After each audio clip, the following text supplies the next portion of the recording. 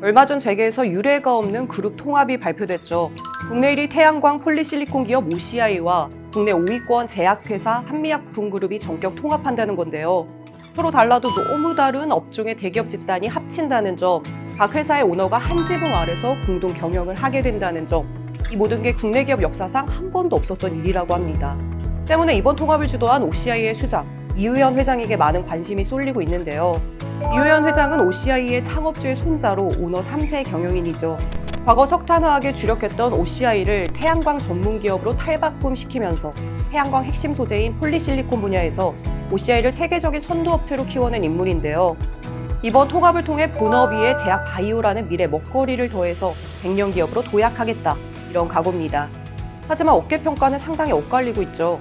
OCI가 새로운 성장 동력을 탑재해서 자산 증가는 물론 대개 22권으로 도약할 잠재력을 갖게 됐다, 이런 반응도 있고요. 주력 사업인 신재생 에너지와 제약 사업이 과연 시너지가 날 수 있겠냐, 이런 비판적인 시선도 있는데요. 우리나라에서 형제끼리도 동업은 하지 마라, 이런 말도 있잖아요. 과연 두 회사의 통합은 완벽한 결혼이 될까요? 아니면 위험한 동거가 될까요? 오늘은 재계순위 38위 OCI 그룹 이우현 회장의 이야기입니다. OCI는 1959년에 세워진 동양화학이 모태인데요. 기초 화학 소재 사업을 하던 OCI가 태양광 분야에 진출한 건 2008년.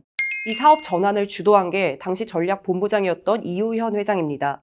이때는 태양광 시장이 막 성장하는 시기였습니다. 특히 태양광 핵심 소재인 폴리실리콘을 만드는 회사는 미국, 독일 기업 두 곳에는 없었거든요. 판단은 제대로 적중합니다. 공격적인 투자로 생산 능력을 늘린 OCI는 폴리실리콘 진출 3년 만에 글로벌 3업체로 뛰어오르며 돌풍의 주역이 됐는데요. 잘 나가던 OCI에게 복병이 나타납니다. 중국 정부의 지원을 얻은 중국 기업들이 엄청난 물량을 쏟아내며 저가 공세를 퍼부었고 OCI도 직격탄을 맞게 된 거죠. 이때 국내 태양광 기업들은 대부분 사업을 접는 상황이었는데요. 이현 회장의 선택은 존버, 끝까지 버텨보자였습니다. 이 OCI는 비태양광 자회사들을 팔면서 불황기를 버텨왔는데요. 여기엔 이현 회장의 역할이 컸다고 합니다.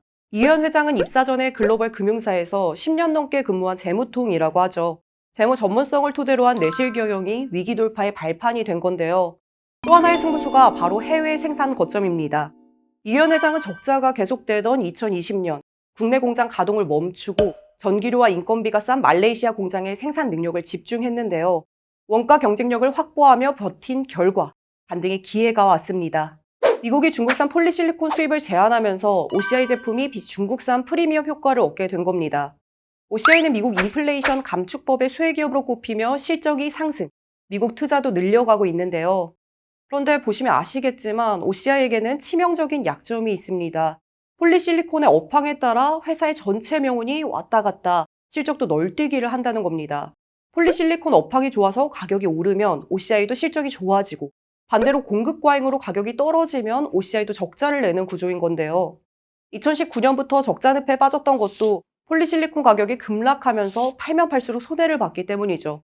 문제는 이런 불황이 언제든 다시 올 수 있다는 겁니다. 이현 회장이 한미그룹과 통합을 결정한 이유가 바로 여기에 있는데요. 태양광 사업의 리스크를 대체할 수 있는 신사업이 반드시 필요했고 그게 바로 제약, 바이오였던 거죠. 이현 회장은 2018년부터 바이오를 미래 성장 동력으로 점찍고 투자를 이어왔습니다. 2022년에는 부광약품 지분 11%를 인수하면서 최대 주주가 됐는데요. 하지만 사업 사이즈가 작아서 성장에 한계가 있었던 만큼 한미그룹이라는 대형 제약사를 통해 제대로 사업을 키워보겠다, 이런 전략인 거죠. 물론 합병을 결정한 데에는 다른 이유도 있습니다. 이현 회장의 경영권 강화인데요. 이우현 회장의 OCI 지분은 2명의 숙부에 이어 3대 주주에 그치고 있죠. 하지만 한미약품 측 우호 지분을 늘리면 더 안정적인 지배력을 갖게 됩니다.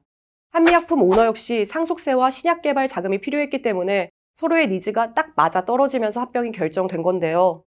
그 그룹 간의 통합, 앞으로의 관전 포인트는 뭘까요?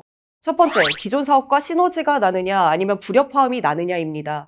이우현 회장은 OCI가 갖고 있는 해외 판매 네트워크를 활용하면 한미약품 수출을 대폭 늘릴 수 있다, 이런 계산입니다. 합병을 통해 덩치가 커지면 제약 라이선스 계약 등에서 협상을 주도할 수 있고 확실한 시너지가 날 거라는 전망도 많은데요. 하지만 반대 시각도 있습니다. OCI 본업인 태양광과 바이오는 사업 속성이 완전히 다르잖아요. 신약 개발만 해도 10년 이상 걸리는 경우가 많은데 OCI는 그동안 훨씬 짧은 템포로 사업을 해왔죠. 때문에 긴 호흡이 필요한 바이오 사업에서 시너지를 내는 게 쉽지 않을 거다, 이런 시각인 겁니다. 더구나 OCI가 인수한 부광약품은 2년 연속 영업 손실을 내고 있는 상황인데요. 물론 바이오 분야는 지금도 여러 대기업들이 탐내는 분야죠. 롯데, LG 등도 인수합병을 통해 바이오 사업에 진출했고 그룹의 신성장 동력으로 키워가고 있는데요. 하지만 CJ 오리온 그룹을 보면요. 바이오 기업을 인수한 후에 막대한 투자 비용과 실적 악화 때문에 상당한 후유증을 겪고 있는 상황입니다. 잘 되면 대박, 안 되면 쪽박인 바이오 사업. 과연 이유현 회장이 뚝심을 발휘할 수 있을지 지켜봐야 할 텐데요. 두 번째 관전 포인트, 이번 통합이 OCI 본업 경쟁력에 어떤 영향을 미치느냐입니다. 통합 소식이 전해지면서 OCI 홀딩스 주가는 크게 떨어졌었죠. 주주들의 불만은 이겁니다. 그간 벌어놓은 현금이 한미약품 신약 개발에 들어가면 기존 사업의 경쟁력이 약해지는 거 아니냐.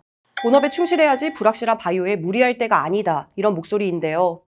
이유현 회장, 태양광과 화학 매출 비중이 절대적인 만큼 리스크 분산을 위해서라도 기존 사업의 경쟁력은 유지하겠다는 입장입니다. OCI는 2023년 지주회사로 전환하면서 태양광과 화학 산업의 재도약에 나선 상황인데요. 태양광의 경우 비중국산 이점을 이어가기 위해서 이유현 회장이 직접 미국 시장 수주 유치에 나서고 있습니다. 앞으로 미국 계열사들을 통해 폴리실리콘, 태양광 모듈, 발전까지 아우르는 글로벌 태양광 기업으로 입지를 굳히겠다 이런 전략인데요. 또 하나 주목할 게 반도체 배터리 소재라는 새로운 먹거리입니다. OCI는 60년 넘게 화학 사업을 해온 회사잖아요.